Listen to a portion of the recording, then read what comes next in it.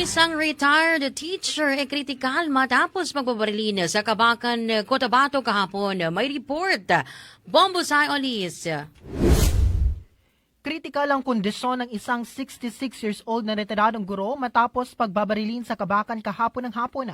Ayon sa ulat, naganap ang insidente bandang alas 3 ng hapon sa tapat ng isang car wash establishment sa Abeliara Street, Poblacion.